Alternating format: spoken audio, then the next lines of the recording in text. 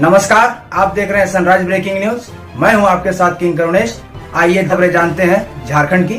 तो देश भर में 3 लोकसभा सीटों और 7 विधानसभा सीटों पर उपचुनाव हुए, जिनके नतीजे अब सामने आ चुके हैं। इसमें भारतीय जनता पार्टी की बल्ले बल्ले रही है। इसके अलावा आम आदमी पार्टी को कहीं नुकसान हुआ है तो कहीं फायदा भी हुआ है। इसके अलावा कांग्रेस भी थोड़े बहुत फायदे में रही है। तो कुल मिलाकर इन चुनाव में जो उपचुनाव हुए हैं, इसके नतीजे क्या रहे हैं, इस रिपोर्ट में देखिए। उत्तर प्रदेश में रामपुर और आजमगढ़ लोकसभा सीट के लिए हुए उपचुनाव के नतीजे बीजेपी के पक्ष में रहे।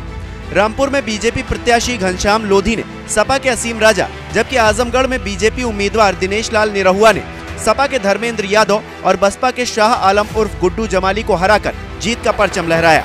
विधानसभा चुनाव 2022 के बाद आजमगढ़ की सीट अखिलेश यादव और रामपुर की सीट आजम खान ने खाली कर दी थी, जिस पर अब बीजेपी का कब्जा हो गया है।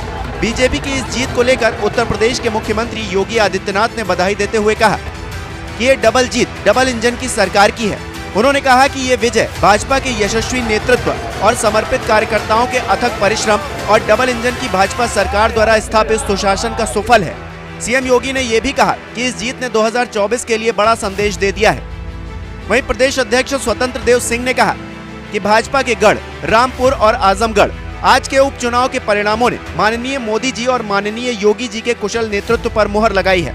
मैं इस ऐतिहासिक विजय के लिए जनता जनार्दन का आभार व्यक्त करता हूं और परिश्रमी कार्यकर्ताओं को बधाई देता हूं। बीजेपी से इतर समाजवादी पार्टी के वरिष्ठ नेता आजम खान इन चुनाव में हार को लेकर नाराजगी व्यक्त करते हुए नजर आए। क्या कहा, सुनिए। चुनावी नतीजे कहाँ है? चुनाव था ही कहाँ? इसे ना आप चुनाव कह सकते हैं ना चुनावी नतीजे कह सकते हैं। 900 वोट का पोलिंग स्टेशन और 6 वोट बस्ती है मुसलमानों की। 500 का पोलिंग मोहल्ला है मुसलमानों का, 1 वोट। क्या वजह रही कि इतने? अरे भाई, और कैसे वजह बताएं भाई, और क्या वजह बताएं? घृणा का जवाब घृणा से न दें। वहीं उत्तर प्रदेश के अलावा पंजाब की संगरूर लोकसभा सीट पर भी उपचुनाव के नतीजों का ऐलान हुआ, जिससे आम आदमी पार्टी को तगड़ा झटका लगा। यहां शुरुआती रुझानों से ही आगे चल रहे शिरोमणि अकाली दल अमृतसर के प्रमुख सिमरनजीत सिंह मान ने जीत का परचम लहराया। उपचुनाव में हुई इस हार के बाद आम आदमी पार्टी सांसद विहीन पार्टी बन गई। साथ ही इस हार को राज्य के मुखिया भगवंत मान के लिए बुरे संकेत के तौर पर भी देखा जा रहा है, क्योंकि इससे पहले भगवंत मान 2014 और 2019 में इसी लोकसभा सीट से जीत कर आए थे, लेकिन मुख्यमंत्री बनने के बाद उन्होंने इस सीट को छोड़ दिया। लोकसभा उपचुनाव के अलावा दिल्ली, झारखंड और आंध्र प्रदेश की एक सीट के साथ ही त्रिपुरा की 4 विधानसभा सीटों पर भी उपचुनाव के नतीजे आ गए हैं। दिल्ली में विधानसभा उपचुनाव की बात करें तो राजेंद्र नगर विधानसभा सीट पर आम आदमी पार्टी उम्मीदवार दुर्गेश पाठक ने जीत दर्ज की। उन्होंने बीजेपी उम्मीदवार राजेश भाटिया को 11,000 से ज्यादा वोटों के अंतर से हराया। वहीं कांग्रेस की दावेदार प्रेमलता को महज 2014 वोट ही मिल सके।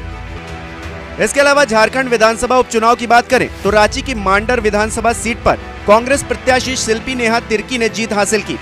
शिल्पी नेहा ने 23,000 से ज्यादा वोटों के साथ शानदार जीत दर्ज की।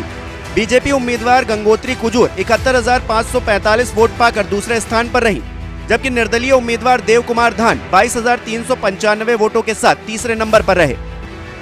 आंध्र प्रदेश विधानसभा उपचुनाव की बात करें तो आत्मकूर विधानसभा उपचुनाव में वाईएसआरसीपी के एम विक्रम रेड्डी विजयी रहे। रेड्डी ने बीजेपी के जी भरत कुमार को कड़ी शिकस्त देते हुए ये जीत दर्ज की। और आखिर में त्रिपुरा विधानसभा उपचुनाव की बात करें तो त्रिपुरा की 4 विधानसभा सीटों अगरतला, टाउन बोर्दोवाली, सूरमा और जुबराज नगर पर चुनाव हुए। यहाँ पर बीजेपी ने 4 में से 3 सीटों पर जीत दर्ज की, जबकि 1 सीट कांग्रेस के हिस्से में रही। त्रिपुरा के सीएम और बीजेपी उम्मीदवार माणिक साहा ने टाउन बारदोवाली सीट पर जीत दर्ज की है।